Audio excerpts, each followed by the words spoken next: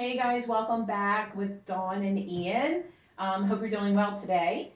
We were going over some myths in the lending side of the transaction, and what we covered credit, we covered pre-approval versus pre-qualification, we covered what to do with your debt.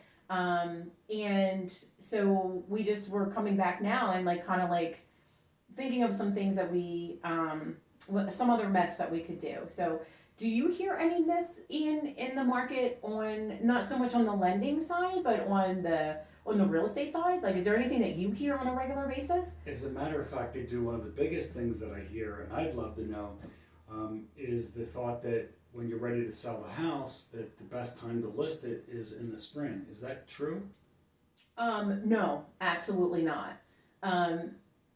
We go by a process and a system where we do all of the analysis on the house and how much we think it could be worth in the market.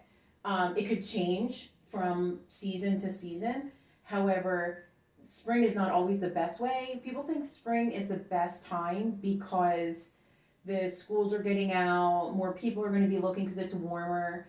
But serious buyers are looking all the time. And just for instance, because I love giving scenarios, right, that are true that I see, that I deal with every day. I have a listing in Philadelphia currently, and I had a showing on New Year's Eve, and I had a showing on Christmas Day.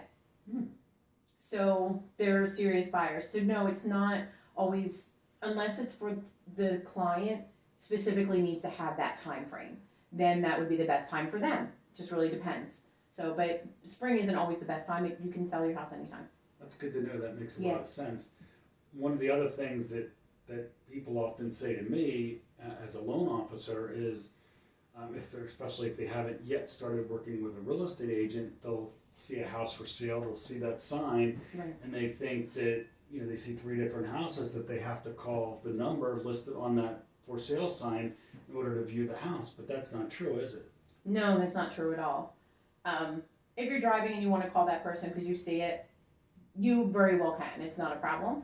But you can use any realtor to be able to view a house. Because as a realtor, buyer's agent, selling agent, whichever, I can get access to any house whatsoever on the MLS, multiple listing service, right? So me as a buyer's agent, I can have access to anything. So you don't have to call the listing agent because the listing agent has a duty to that seller, right? So let's just say you called and you got the listing agent and you decided to buy that house. That listing agent has a duty to them, to the seller. Yes, do they have a duty to you as well? They do. However, their first priority is their seller. So they're going to try and get everything they can for their seller. So they may not have a biased opinion or a biased, way about the transaction. So buyer's agents are really good to have because you're covered by the commission, you're backed, and we can negotiate for you on the selling side. So it's not always true now. Yeah, it sounds huge to have a buyer's agent working on your behalf and in your corner to find what makes the most sense for you and help you negotiate for that dream house. Agreed. Because I can do that for you as opposed to the listing agent, fighting for you as well as her client, the seller.